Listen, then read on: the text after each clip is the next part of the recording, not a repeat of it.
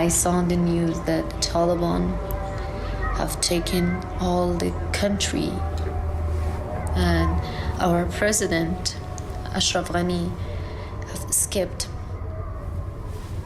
We lost everything in just a day.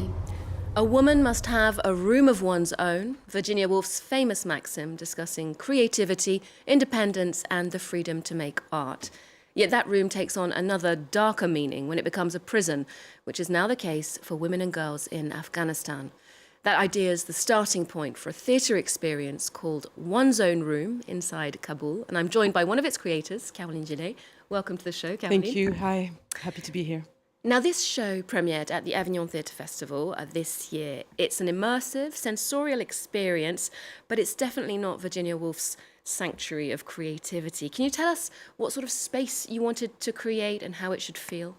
Absolutely. The idea was that the spectators could enter a room that looked exactly like a room in Afghanistan. Kubra Academy, the Afghan artist, created seats, created plates, created drawings on the walls. And the idea was that you would come into this room and feel the very traditional and famous welcoming of Afghans that we always hear about. But little by little, you would start to feel that something is off, something's awkward. Maybe those plates, they have something to tell us. Maybe the things that are written there have a meaning. Maybe actually what you see through the videos, there's only men in the streets, and there's a young lady who is speaking to you through a sound that you can hear. You feel like she's here because the sound is three-dimensional. And little by little, she tells how things closed up around her as the Taliban arrived in 2021 and closed up everything for women. So a physical feeling of oppression then. Well, let's get an idea of how this theatrical experience works in this short clip. I can't stand in front of the window because if they see me, they're unpredictable people. They may come to our house and check out what's going on while you're standing in front of the window with your phone. So I don't want to risk. Can you hear the silence?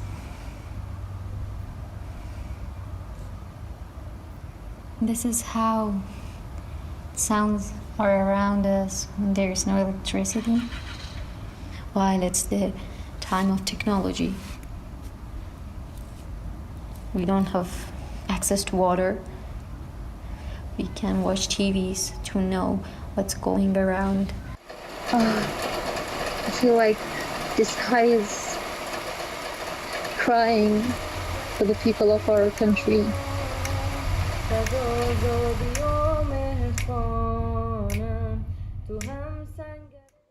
So that young woman we hear speaking there about daily life in Afghanistan is Raha, the character. You met her first in August 2021 when the Taliban seized Kabul and then came back to power across the country. You were recording a podcast at the time called Inside Kabul, where you interviewed two young women, Raha and Marwa. I think remotely they sent you voice notes. What was it about their personalities, the stories they were telling you, their accounts, that made it so compelling? Well, I think what surprised me was how quickly they accepted to participate. When I reached out to them, they, of course, didn't know me. The Taliban had just arrived. They were in a state of total shock. And I told them, well, can you send me voice notes of what you can hear, what you can see, what you feel? And despite knowing the risks they were taking, they both accepted. They took on the challenge and started sending me hundreds and hundreds of text messages of sounds describing the reality around them, describing that checkpoint that was just set up down their window with Taliban, playing blasting music, or also the sounds of their sisters not being able to go to school anymore. What it feels like to be in your 20s as well. Yeah. In the beginning, she still goes around the car, in her boyfriend's car, playing loud music that they both love, and turning it off really quickly when the checkpoints appear. I wanted also this is in the podcast, to be able to share those moments as well, because I think we can all connect with what it feels like to want to share those small moments, but even those have become now too dangerous for young women there. And of course, that podcast was very, very well received. So then you worked with Afghan artist Kubra Academy, who currently lives in exile in Europe, on an animated series of Inside Kabul. Let's take a look at her visual interpretation of those stories. Hello, good morning. That was a really, really dark night where I remember no one have slept that night. We lost our everything overnight. Hi, Colleen. I had only a couple of minutes to prepare my luggage and move. I could only carry my body without my soul.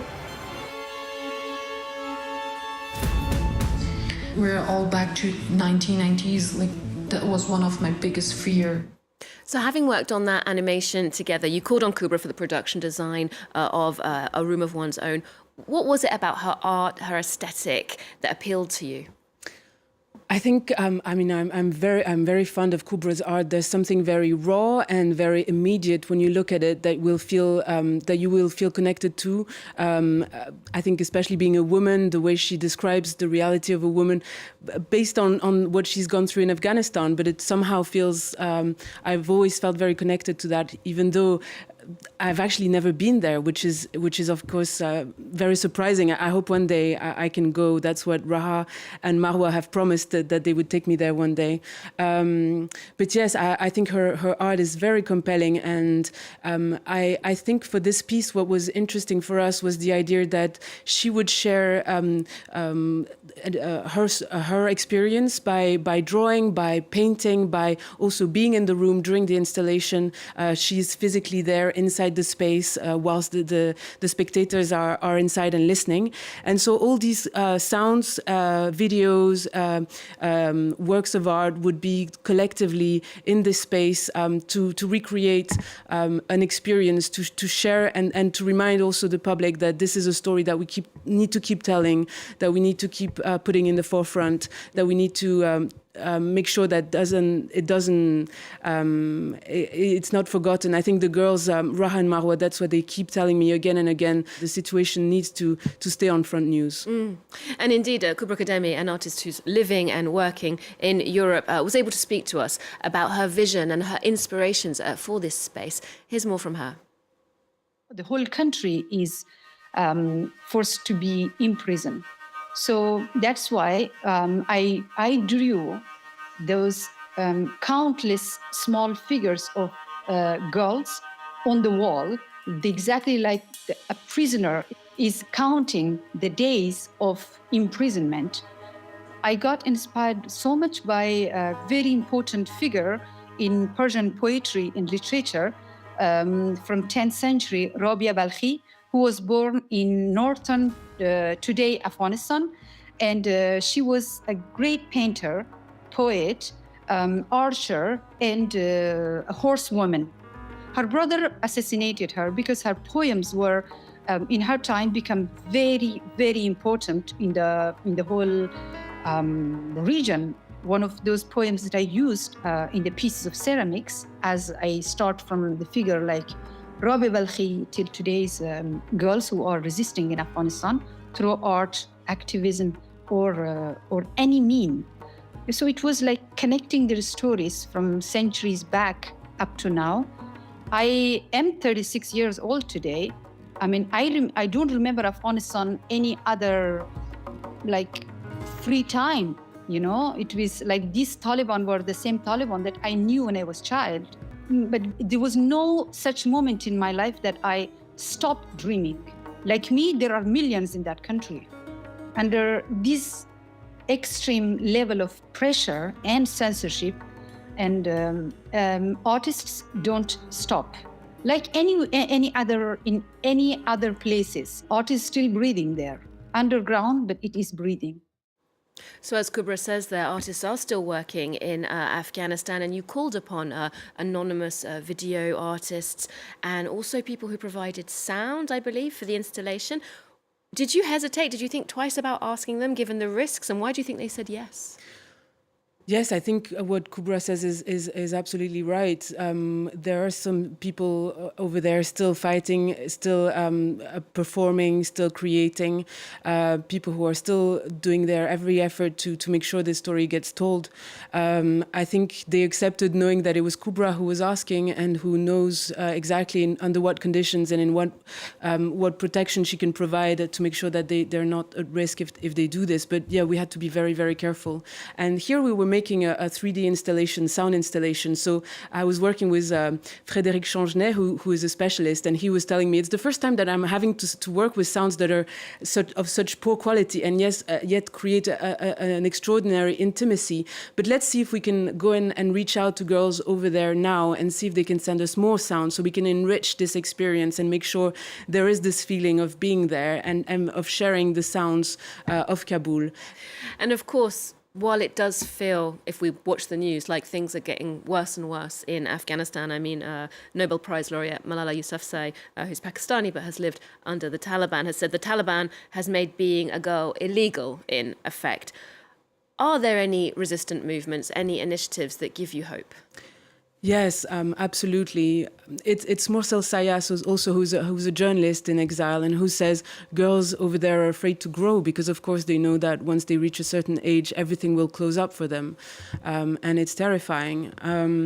But yes, once again, there are resistance movements. I know of the radio project that you probably have heard about called Begum, which is a radio project that provides radio programs to girls in Afghanistan to provide them with education. There are lots of projects online to try and get that education to them. But I know that Raha and Marwa say it's good that this is happening, but of course it's also difficult because internet doesn't always work, because electricity is difficult, is also not always working, and also because not everyone can have access to a phone or even a radio. So how do you make sure the information circulates, that somehow you can create a tiny bit of hope by creating those spaces where there's still a possibility to learn? There are so many initiatives like this one. And as those two girls say, who you know so well, those young women say, we have to keep the attention on the situation in Afghanistan. Thank you so much for joining us today, Caroline. Well, do join us next time here on Arts 24 for more arts, movies, music and culture. There's more news coming up just after this. I love the sound of my feet on the snow while I'm walking. It's so beautiful. And I wish one day we could meet again, but I'm not sure. But I wish